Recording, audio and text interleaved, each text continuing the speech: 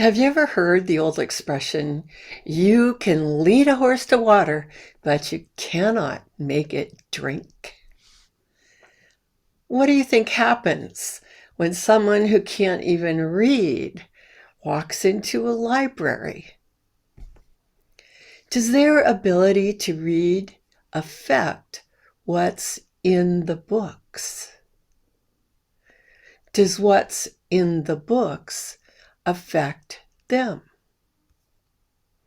Hi, I'm Reverend Kate from the Center for Spiritual Living in Carlsbad, California, and today I want to discuss some ideas that can help us deepen our awareness of what life is from a spiritual point of view. This talk, what it does, is the third from a series that we've been doing based on the introduction to the science of mind that is found in the book, The Science of Mind, that was written by the founder of our teaching, Ernest Holmes. So we just celebrated what would have been his 135th birthday. The book itself was written over 80 years ago, yet just like 2 plus 2 equaled 4 80 years ago, so the truths in his writings are still true today. And I think they can be quite useful. So this is, like I was saying, the third section. Earlier, we talked about the topic, the thing itself, what is spirit, the way it works, how does life come into being? Let's put it that way. And today, the topic is what it does. So what does this infinite divine mind do anyway? Now we refer to it as our source, God, the source of everything. We say that it is good and good only, that everything everywhere is made from the substance of spirit itself, because there is actually nothing else but spirit. And yet, even though that's true, our experience from day to day, certainly my experience, is that life kind of is a mixed bag. Some good, some not so good, and some just kind of so-so moments. So if spirit is only good, then how can it be that life doesn't always seem so good? Well, if you've been a student of New Thought in any form, you, I'm sure, have heard the saying, change your thinking and change your life, right? So does that actually mean that you and I are responsible for everything that happens in our lives? Did my thinking cause the pandemic? Did my thinking cause famine in Yemen or Ethiopia? Did my thinking cause my good friend to move hundreds of miles away? How about, did my thinking cause me to find a better job? Did my thinking cause me to take a walk outside and see the beauty of nature instead of just feeling cold and miserable in nature?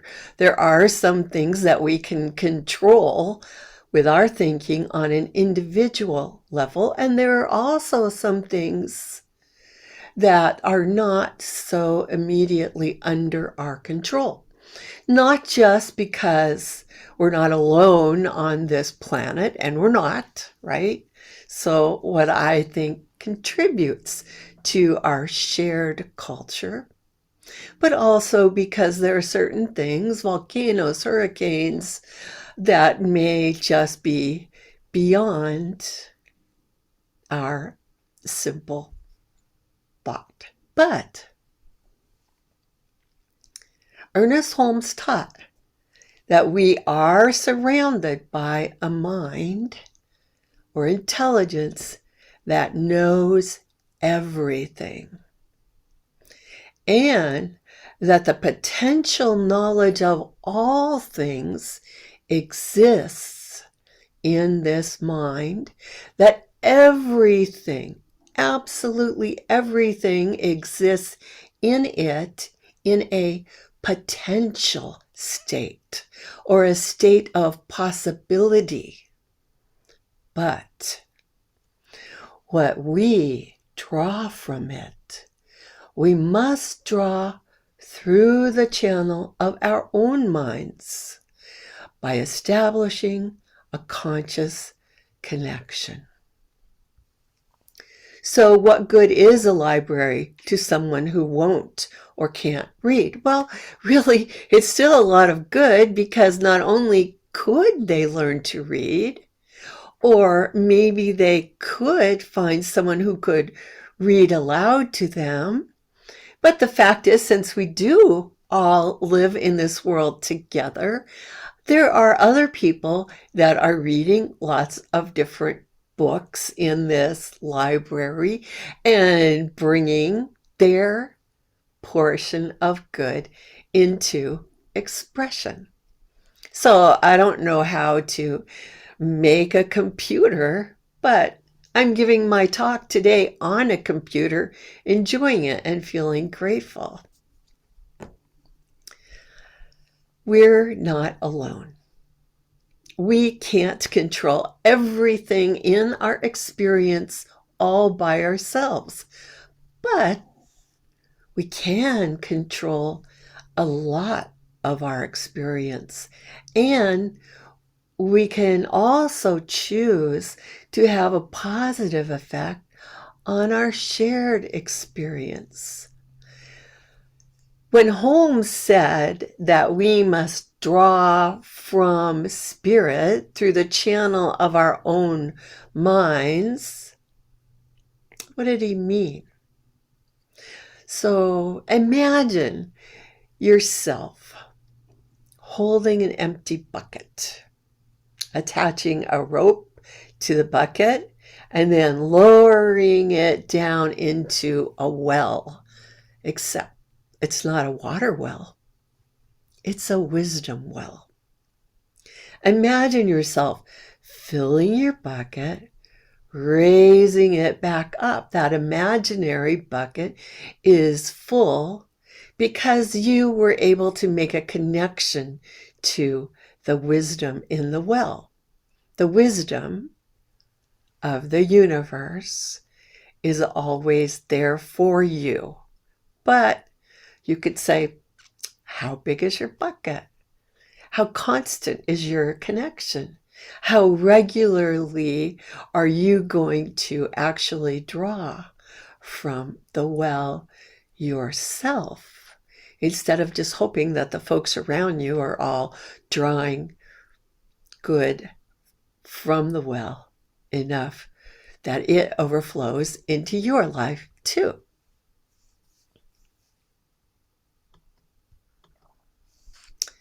The universe is actually impersonal. That's why we can use the metaphor of a well, or you could use the metaphor of underground springs, an underground aquifer of water, and the wisdom coming out through springs, and say that it's up to each of us to clean out and enlarge that spring so that our lives are more and more feeling and have access to this wonderful wisdom, this spiritual connection.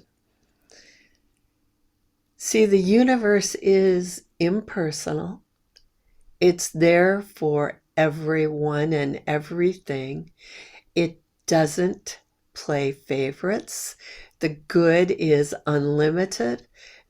Our ability to connect is actually our birthright. It's the birthright of every person.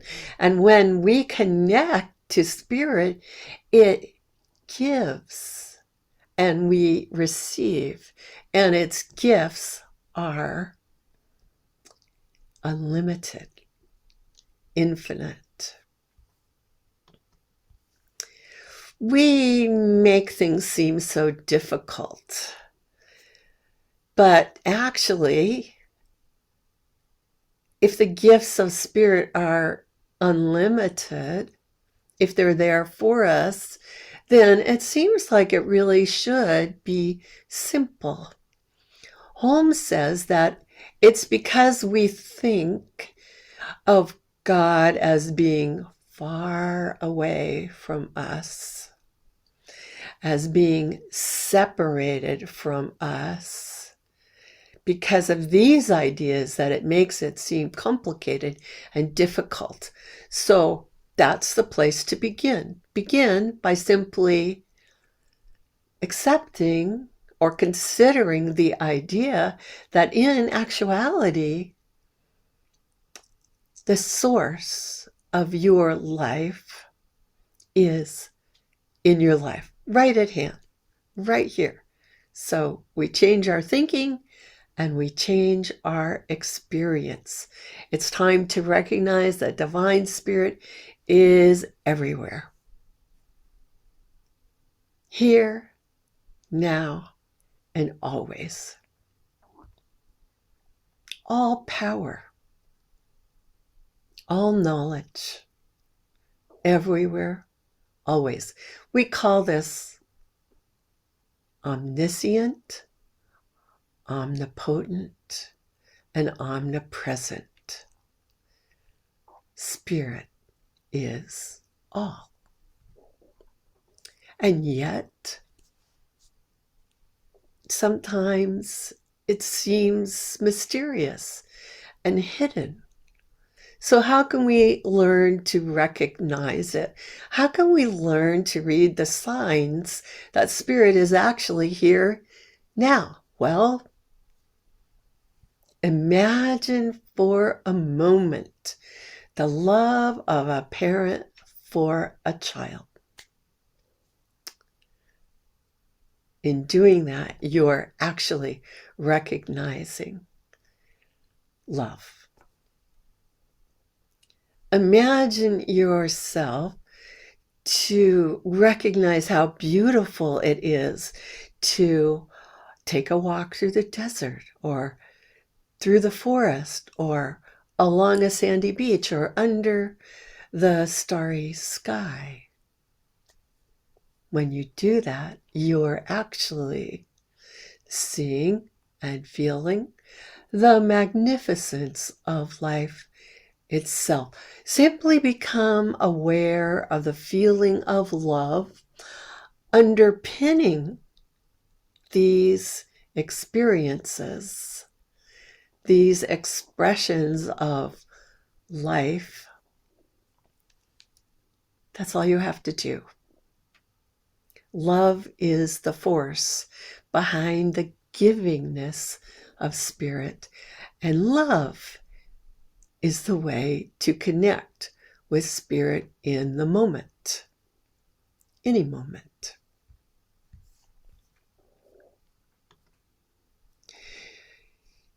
On page 43 of The Science of Mind, Holmes wrote, "In an intelligent study of the teachings of the science of mind, we come to understand that all is love and yet all is law. Love rules through law. We should study the nature of reality with this in mind. And in this way, we shall avoid two grave mistakes, either viewing life as being made up only of mechanical laws, or viewing life as made up only of spontaneous actions, irrespective of law or order." Because we have this force, this divine givingness, this loving spirit, but it operates in a state of harmony.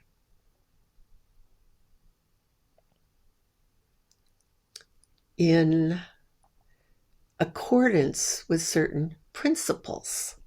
Gravity keeps us from flying off into outer space. We need these laws, these natural laws, to keep life going.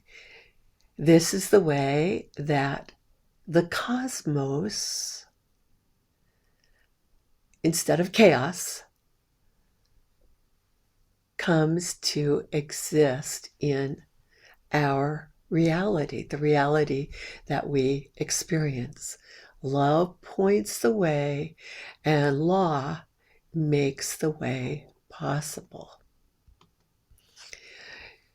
Now, we call our teaching the science of mind, or religious science, because we have the idea that truth matters, and also that truth is discoverable. The act of discovery itself is actually an act of love, an act of expansion, an act of growth, an act of love. What we discover, we really ought to be able to evaluate and see whether it makes sense or not, whether it is in accordance with the law of natural principles.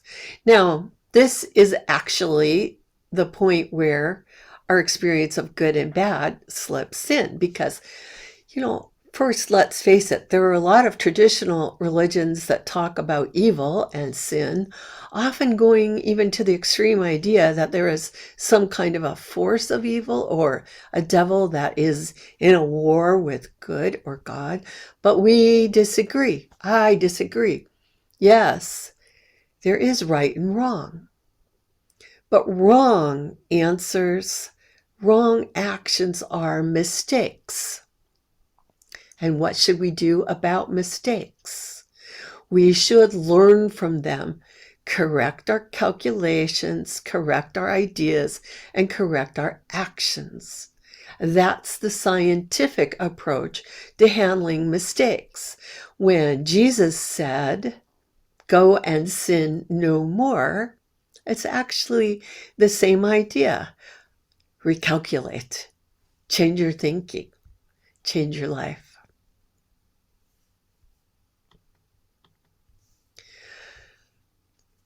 Now, if the fact is that universal mind or spirit actually contains all knowledge, then the question is, well, why are we so limited?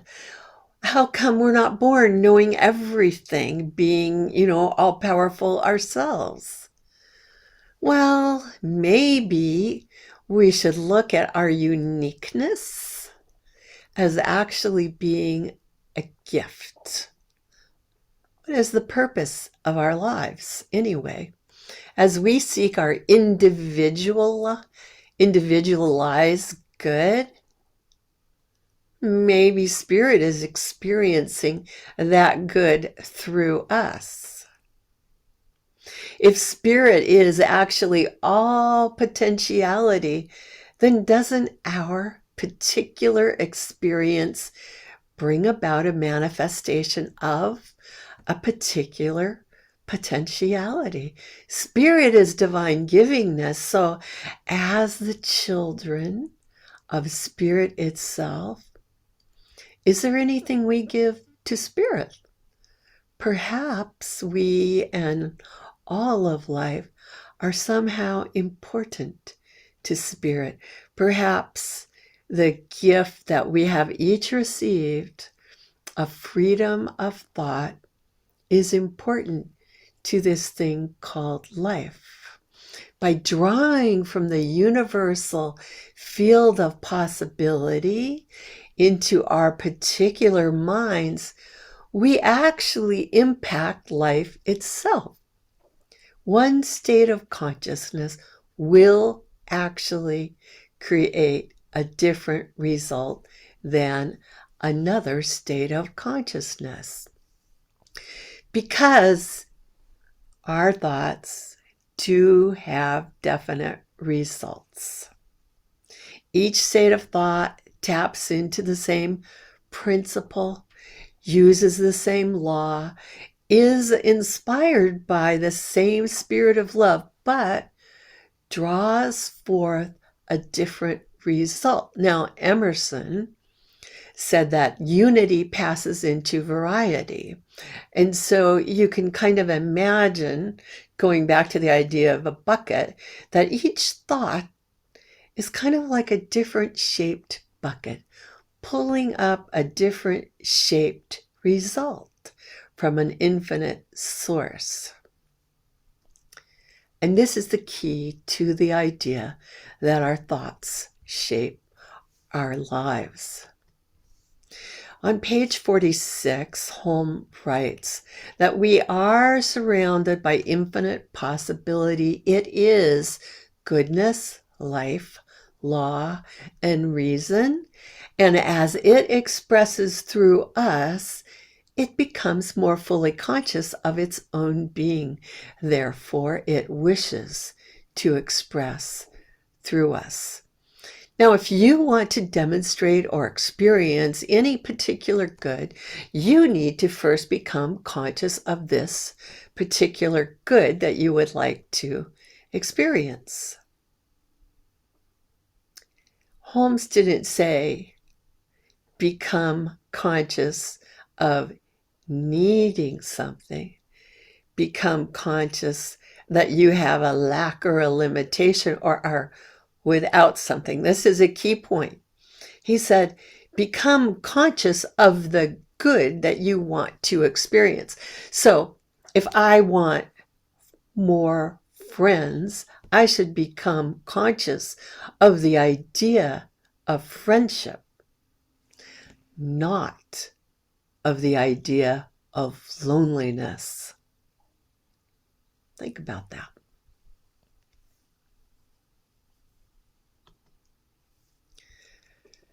You know, in Science of Mind, as you learn more and more about it, you learn to do what we call treatment. And sometimes people get confused if they're new, and we talk about doing a treatment when really it sounds to them like we're just doing a prayer. So why don't we call it a prayer? And I actually often use the term prayer because people understand the term. But I have to say, the particular form of prayer that we practice and teach is actually very definite. And that's why we formally call it a spiritual mind treatment. It is a way of using definite thought in a trained way to set an idea into motion in the mind of the person doing the prayer treatment. So even if I do a treatment for you, the treatment actually takes place in my mind. But we are all connected to universal mind.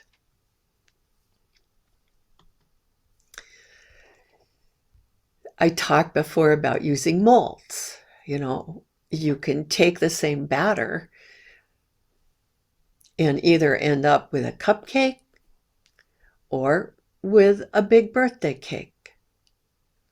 If you're a knitter, you can take the same skein of yarn, and by changing the pattern, you can end up with a hat or a sweater or a pair of gloves. Same yarn, different results. You could think of your thoughts as being like molds or patterns. Our thoughts make the molds, make the pattern, set the pattern, but our thoughts don't actually create what's going to happen. Our thoughts are not creating the substance of the universe. We like to say, well, we're co-creating with spirit. Our thoughts are the mold, but spirit fills the mold.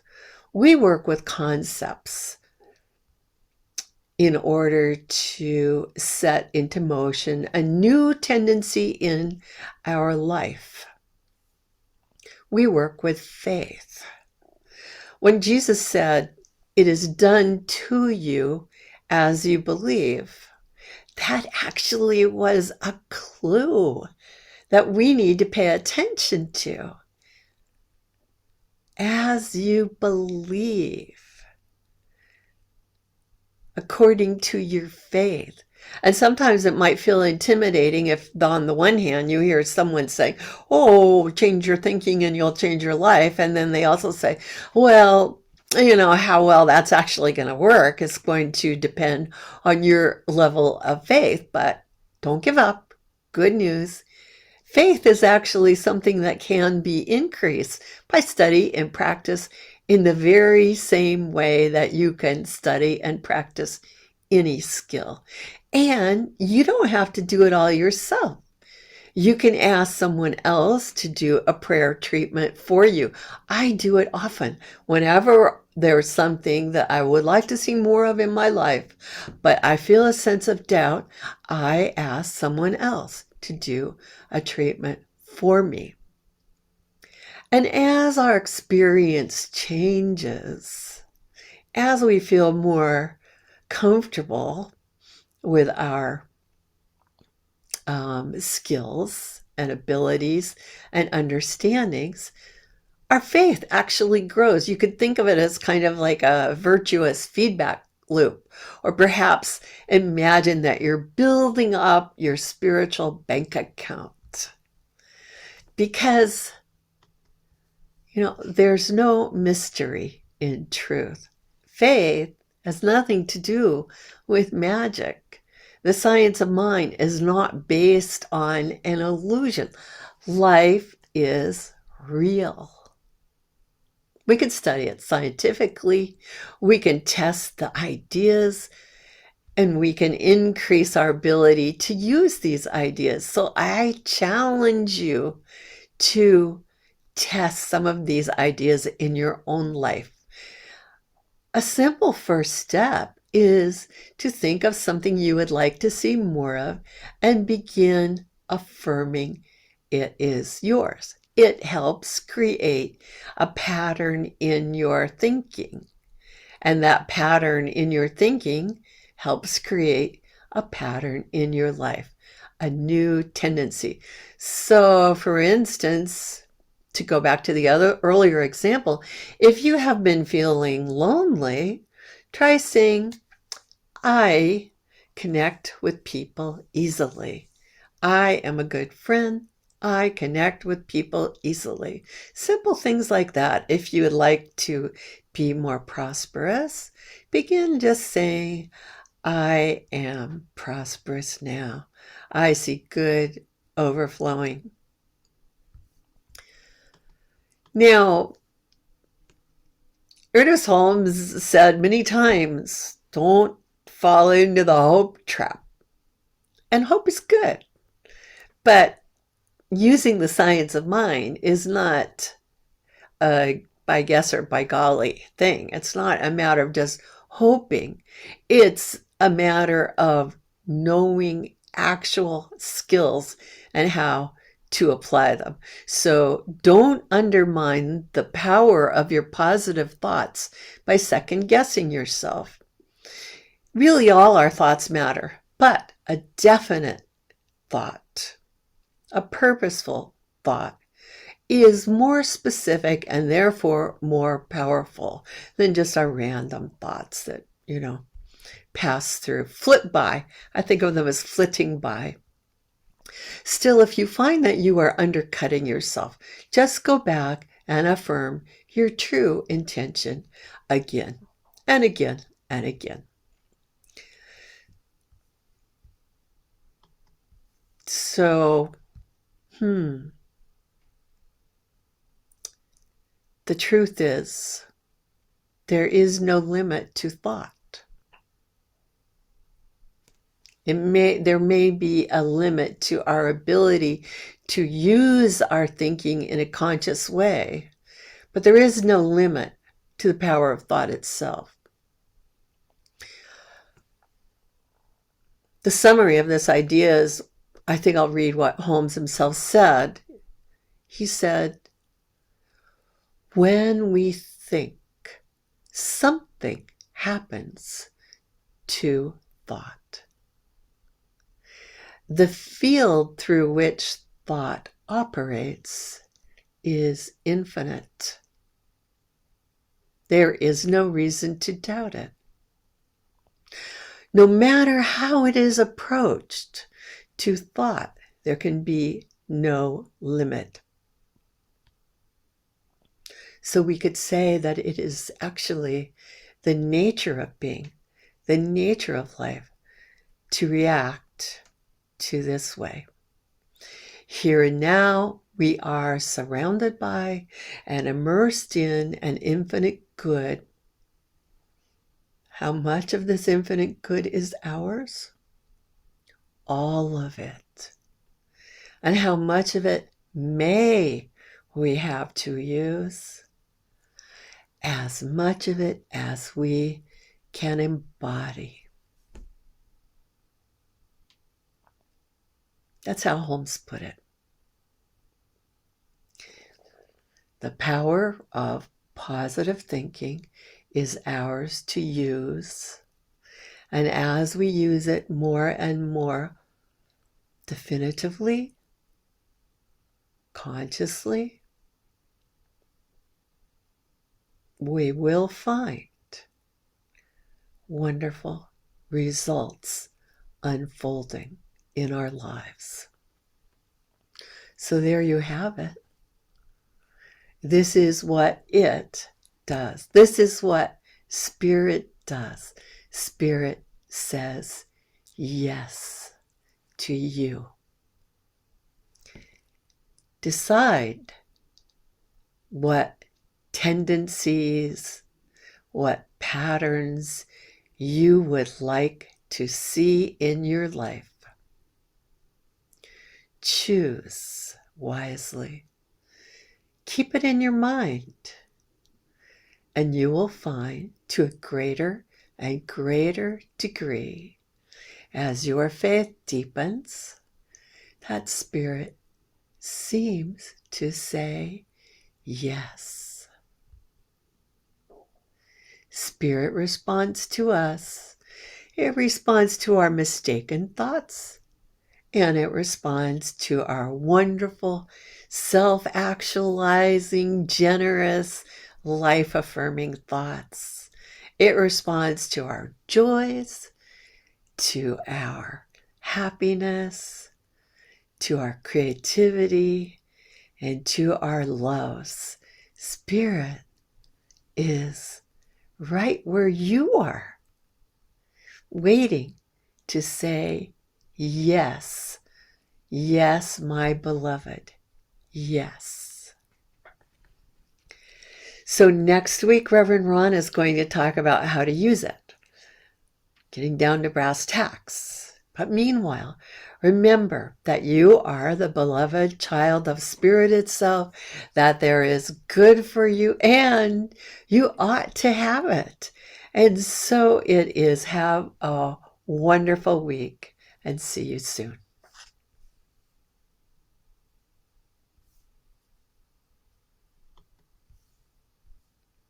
Oh yeah, if you'd like to send a treatment request, here's our contact information. Don't be shy about it. Best to you.